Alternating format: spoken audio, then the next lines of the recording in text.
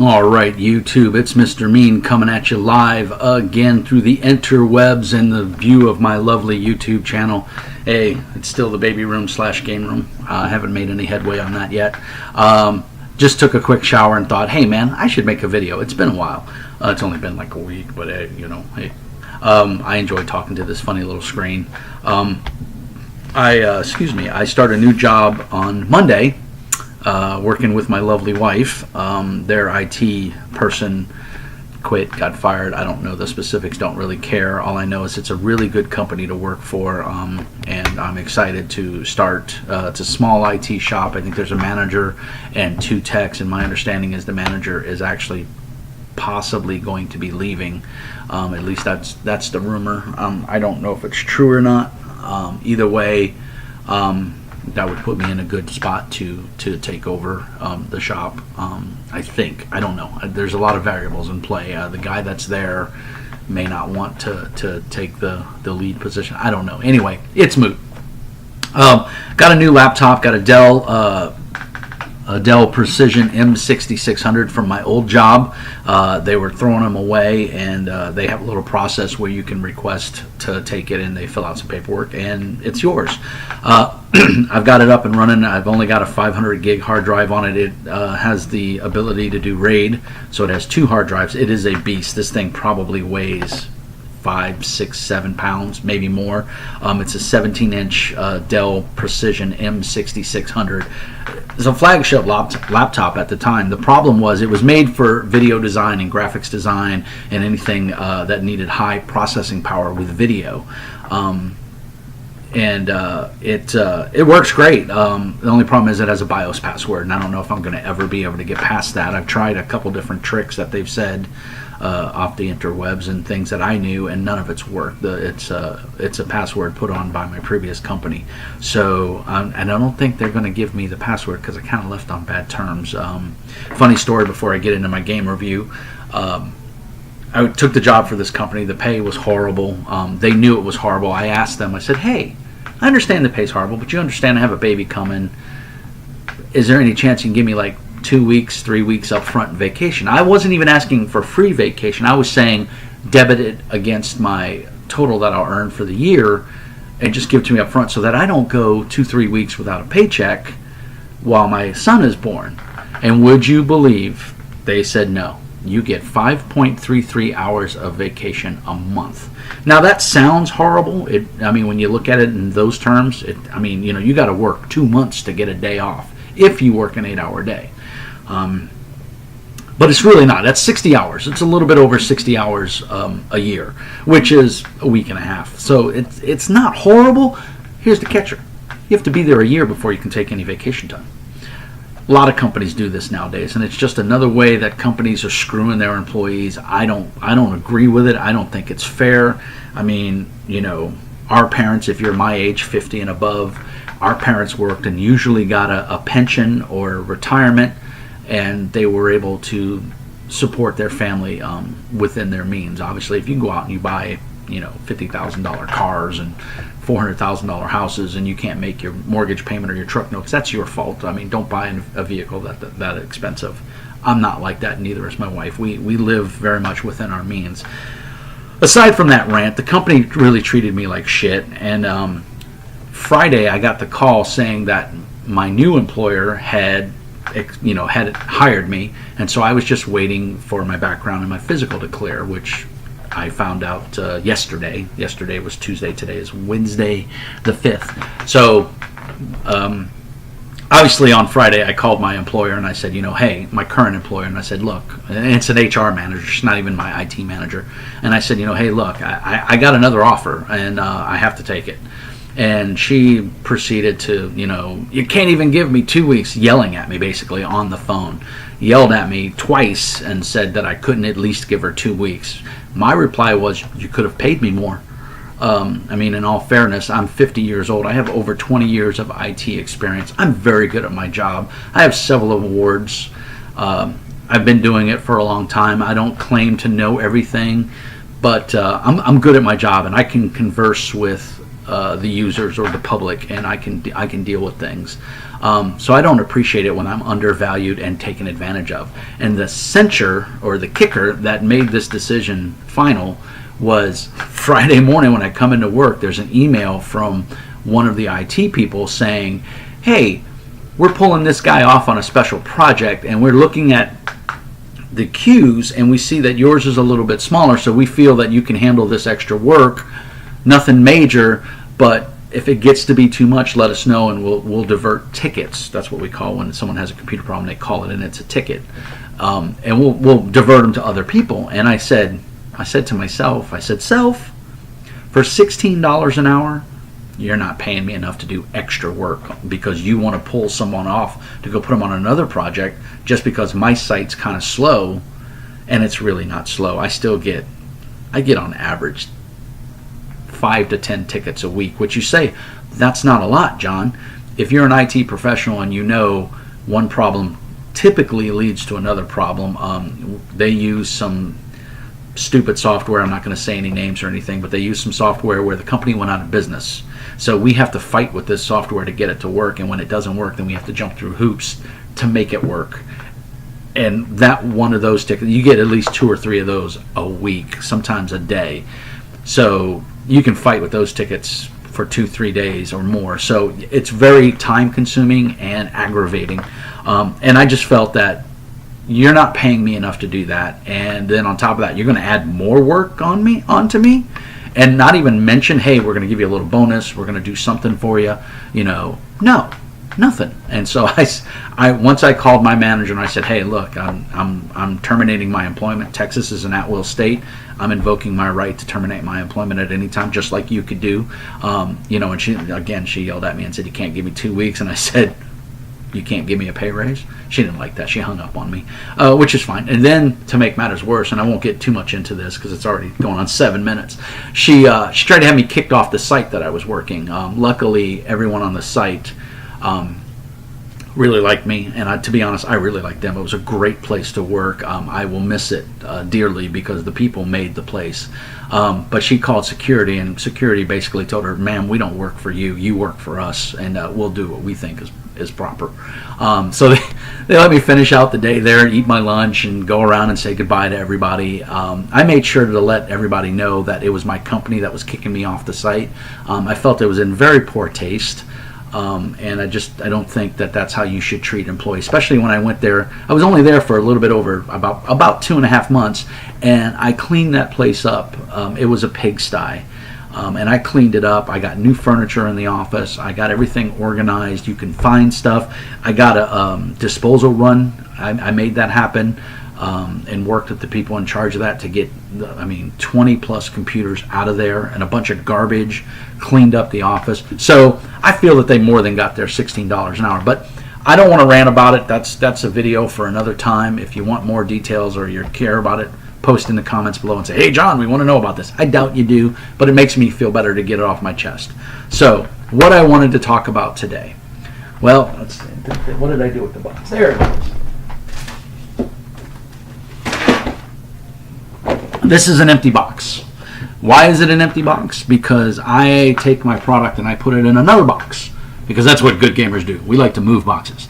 Descent Journeys in the Dark. Phenomenal game. Again, I was talking about gateway games that get you into role-playing or get you into miniatures game. I feel that this is another gateway game.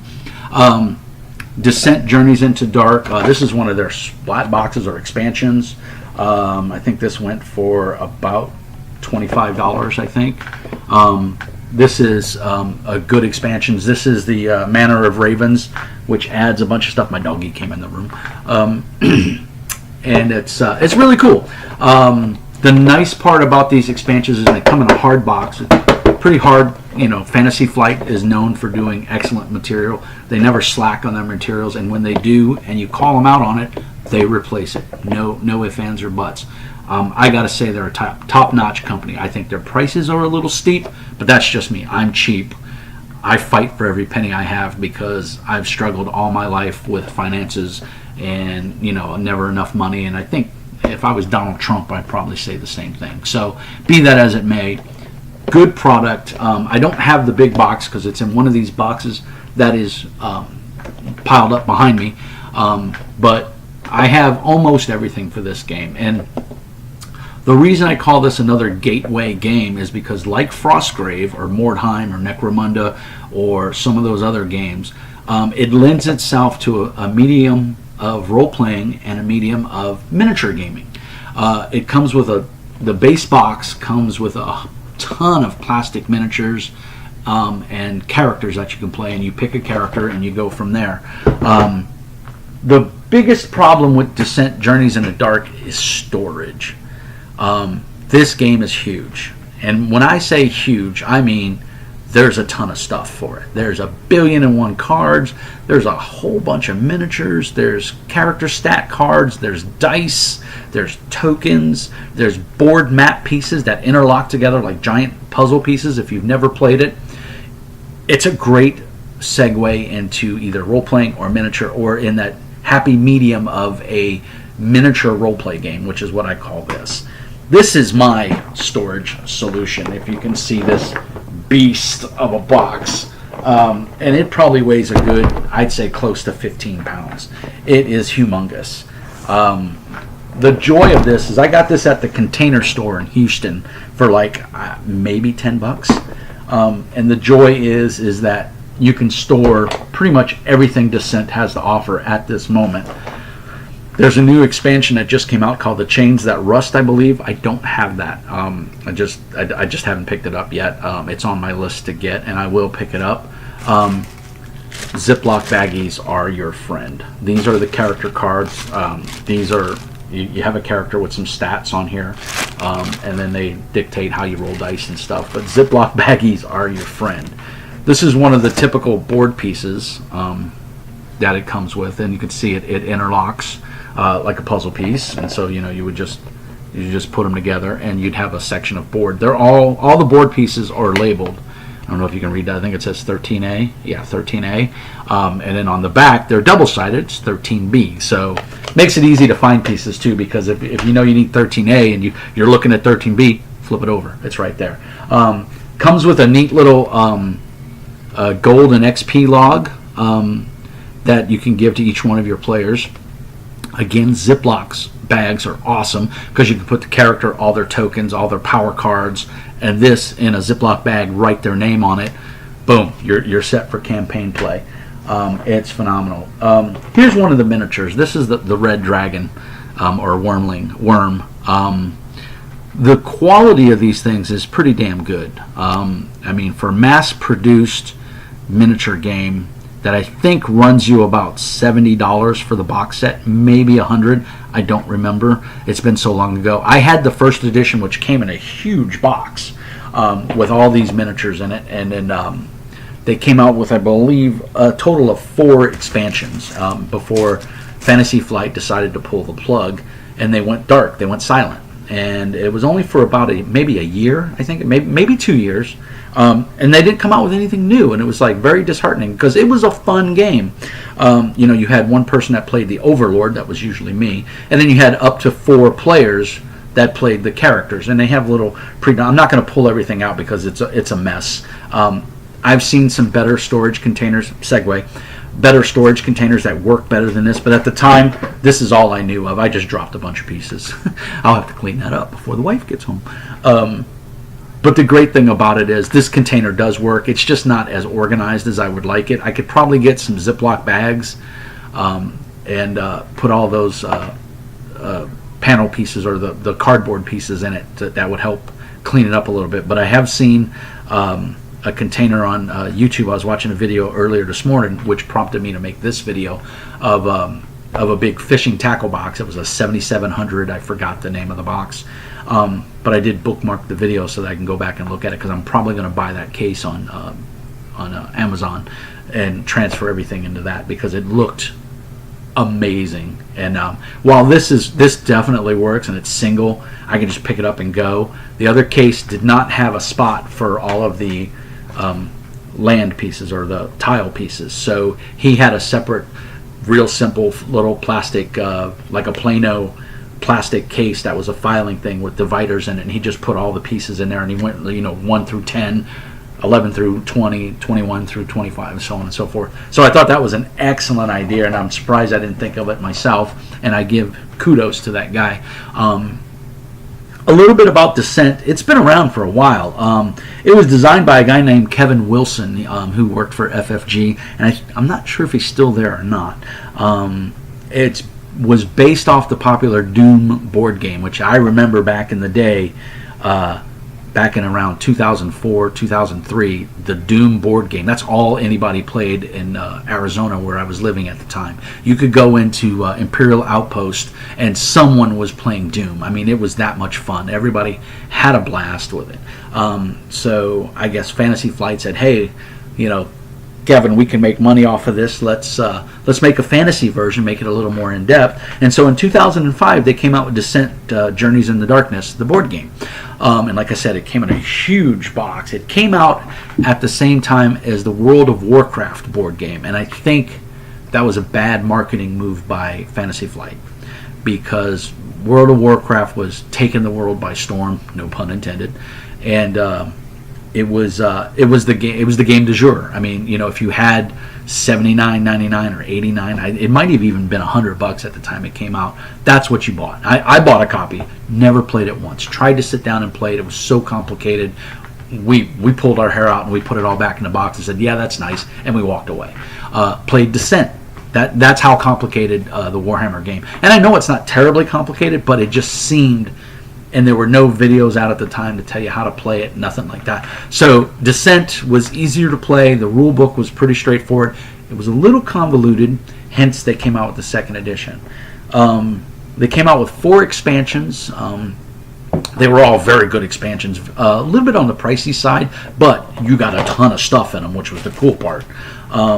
And then, like I said, they went dark in about 2011, I think it was. And then in 2012, it was reproduced in a smaller box, took up less space, still had a ton of content in it. Had a campaign playbook and a how-to-play book.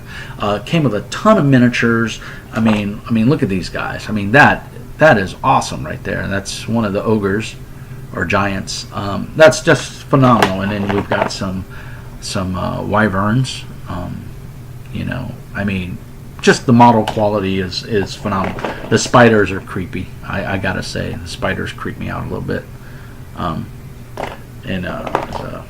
think that's a manticore. They don't. I wish they would say on the bottom on what they are, but they don't. There's nothing written on the bottom. I think that's a manticore or just some sort of lion, barghest or something. I think it's a barghest. Here's one of the white giants. These are your common foes, and then the red are elites. And so they have different stat cards for the game. So then again, in 2012, the keynote here is both editions are not compatible. If you had first edition and you lost your rule book and you bought second edition, not compatible. The monsters had different stats. The heroes had different abilities, and the game played, in my humble opinion, completely different. It was a lot more convoluted. You had to, in the first edition, you had to take whatever you were going to do for that turn. You had your choice of 4 different actions, and you had to take a little token. So you had an action for each player, got 4 tokens, 4 or 5, and you had to turn it upside down and put it on your little character sheet. They had basically the same character sheet, looked almost exactly the same. In fact, I think they are the same, but you had to turn token upside down, and then when it became your turn, and the players could decide, and you still can, even in the current version, decide who goes first. So that you have some tactical options there. But then you had to turn that token over, and that's all you were able to do. They've streamlined that now. You get 2 actions, you get a movement and a combat, or if you're in combat, you can make 2 combat attacks. So cleaned it up a lot. Kind of a lot of work for the Overlord to do, because you had to set up the tiles, you had to have everything kind of ready in advance. And then you go. Usually when we would play it, I would do the first scene, and then if we were going to play a second scene in a campaign or an adventure, we'd take a break, bathroom break, soda break, whatever, and I would put everything together, and then I would take a little break. They would come back, kind of strategize, because they could see the map. There's no hidden thing. There's hidden tokens on the map for like monsters and treasure and stuff, and the players don't know what that is. And then monsters spawn every turn depending on what scenario you're running, because it's very scenario driven. And they've come out with a ton of expand. Like I said, this box is huge, and it is packed to the brim with fun stuff in it. But those two versions are not compatible. But don't lose hope. I think it's for $20. There's a conversion kit. And the conversion kit gives you a couple of the specific tokens that you need for second edition, and it gives you all the revamped character cards and the character abilities. So all those characters that were in first edition that they did not port over to the second edition now have viable cards. Here's the kicker. They put that out first. But as they've been releasing these little, what I call splat packs, a little plastic box about yay big, about half the size of a loaf of bread, and it's usually got one big monster in it and a bunch of little ones, and then one or two player characters. Those are all the characters from the first edition with a stat card in there. So I don't agree with that practice, but then again, you don't have to buy the conversion. You can just buy, you may still have the miniatures. So maybe, I guess I've answered my own question. The splat packs are good if you don't already have the miniatures. If you need those new miniatures for the new game, then you have them, and you have their stat cards, you have their abilities and everything. So that's kind of cool. So yeah, they're good. I think they range about $20, $15 to $20, and then they sell character packs. Character packs, and this is my one and only complaint about the game. You have these gorgeous miniatures. I mean, these are, for the bang for the buck, these are awesome, and they do paint up well. Wash them first, warm soapy water, wash them, dry them off or let them dry overnight, and then come back and paint them. A nice primer coat and some paint, they will paint up nice. My beef is that you give me these gorgeous miniatures for all the mooks and minions. The red are technically considered minions or masters. They're masters, these are minions. Then you have the gray overlord characters, like Splig. Splig is the king of all goblins. He's big fat, and he's got a big hammer, and they're gray. They look just like characters. They sell them in a separate character pack for like anywhere between $8 and $15. Comes with their stat cards and their tokens if they need them. Sometimes they even come with like a little splash adventure, just a quick little thing. But to be honest, I would have rather have gotten, either make it available as one big pack, so I can buy, I think there's 5 or there might be close to 10 now, because every new box set they come out with has a big baddie in it. But in the main game, they give you a token. You have all these cool, gorgeous miniatures and a token for the main bad guy. And there's nothing that like sucks the life out of the players, faster than they fighting all these cool miniatures and these monsters, and then you go, okay, well now here you fought your way to the dragon's lair, here's the big bad dragon, and you put a token on the table. You've been fighting tons of these to get in there to fight the main bad guy, and the GM or the overlord puts down a little token, a piece of cardboard to represent the main badass of the scenario, the adventure. That chaps my hide. Now, I understand why they did it, because if the reverse were true and they gave you an awesome miniature for the main bad guy and then gave you a bunch of tokens for all of the minions, you'd be pissed because you paid $70+ and you got a bunch of tokens. So I see why they did it. I agree with why they did it. I just don't like it. But for the public outcry and the marketing, and hey, it's marketing genius, they sell those packs. So you can go out and buy them and add them to your thing. And hence why I have this giant case right here full of plastic goodness and cardboard. So the last thing I want to talk about is, one of the big complaints of the game is typically you've got 4 players. You've got 3 of your friends, or a married couple, or boyfriend and girlfriend couple, or whatever. You have another couple, so there's 4 of you. There's hardly ever a 5th person. That's what made this game suck. That's why I couldn't play it nearly as much as I wanted to, because I have 3 friends that could make it over. The 4th one couldn't make it, or my wife didn't want to play because she's not really into this. So now we got to play with 3 heroes, or someone's got to double up on a hero, which they give you rules for and tell you can do, and it's really not that difficult, but it takes away, because you want to put all your effort into that one hero. You don't want to have to split it up between 2 heroes. So it is annoying that you need 5 people to play if you want an effective party and everybody controls a character, and then the overlord controls all the bad guys. Well, They listened to us and they answered our prayers. They came out with an app, and it is available on the Android and the Apple platform, and it is called Descent Journey into Legend. Let me see, I'm pulling it up right here. Takes a second. It works on your smartphone or tablets. I don't think they have it where it'll run on a computer yet, which, to be honest, I would like to see it on a computer, or actually I can cast it now. I bought a Chromecast, so I could send this. Descent Road to Legend. That is it right there. And like I said, it is awesome. So what this does is this app takes the place of the Overlord. I'm going to turn that off so it doesn't make so much noise. Takes the place of the Overlord, meaning that night when your fifth wheel buddy didn't show up, or she didn't show up, you're not screwed. You can still play because you use the app. The app, you still move. The monsters follow a set rules, just like when you have a physical Overlord. Monsters are always, when they activate, they're going to move towards the closest enemy and they're going to attack. Or they're going to use, if they have a range attack, they're going to make a ranged attack. If they have spells, they're going to use spells. So it'll be a ranged attack. So you still roll dice from. The app doesn't roll any dice, but the app does tell you, hey, if you got some surges on your dice, the monster's going to use the surges for this. So it integrates the monster cards. So you still need the monster cards. You still need all the cards except the Overlord cards and the Journey cards. You don't need those. The app takes the place of that. And it randomly, you get to pick. You still get to pick as a player who will go first, second, third, fourth. And then you can, then it dictates how the monsters go. And sometimes the monsters will go before you because they're fast or they have surprise, depending on the scenario. As they release new expansions for the physical game, they're trying to release expansions for the board game. I think this is phenomenal. We're seeing some great compatibility on both sides, the electronic side and the tabletop side, and that is an amazing thing, because what it does is aside from it just being a cool app, what you do, how does the game know what tiles you have?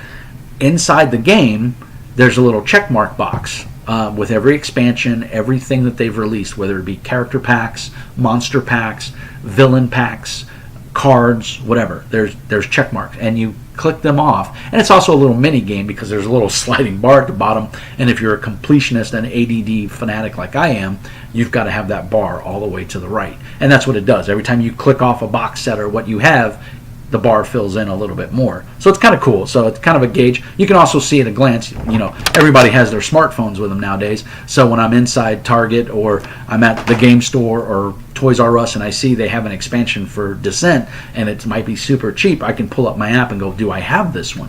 Because I have so much stuff, I couldn't even tell you what I have. I don't even know. So this is great because I was able to go through all my boxes when I was putting this box together and click on everything that I had. So anyway, tons of miniatures, great replayability because you get a stack of heroes. That's about a half-inch of heroes right there. And every time they come out with a new expansion, they add at least 2 new heroes. Even with those like bread boxes that I call them, the plastic boxes, there's at least 1 or 2 heroes in there as well as some more monsters. So there's constantly a ton of stuff coming out. I think this app, The Road to Legend, has reinvigorated Descent. I've seen a lot more videos on YouTube, and to be honest, it's what prompted me to make this video right now. I think it's a great game. It's by Fantasy Flight. I want to say it's $69.95. It may be $89.95. You can find it on sale. You can find it on eBay or Amazon. You can get it pretty dirt cheap. If you look around, you might even be able to find a used copy on eBay. It's totally worth it. Even if it's missing a couple pieces, eBay has a great, Fantasy Flight has a great process where you can order sleeves for all the cards. You can order replacement miniatures, things like that. So a great, fantastic company to deal with, a product that is well supported and is going to be around, I think, for a little while longer because of this new Road to Legend app that has reinvigorated it and made it easier to play because one person doesn't have to be out and be the overlord. I enjoy being the overlord, but sometimes I'd like to play as well. So that's the nice part with this Road to Legend app. You can put it up on a tablet, prop it up on your table, and everybody, 4 of you, can play and have a really good time.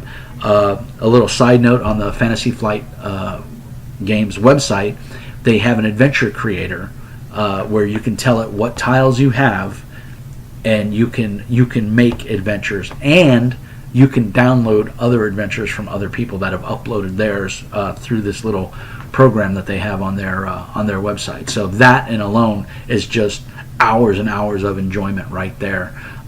So I really think this is really a lot of bang for your buck. If you play Rune Lord or Runebound, which is another Fantasy Flight game set in the same world, so a lot of the characters and the fiction that they use, you can correlate it. So if you want, Runebound is like huge armies and everything and things like that. You want to go down to that dungeon skirmish level or the dungeon delving, then Descent Journeys into Legend is the game for you. If you want the huge armies and the mass battles, then you play Runebound.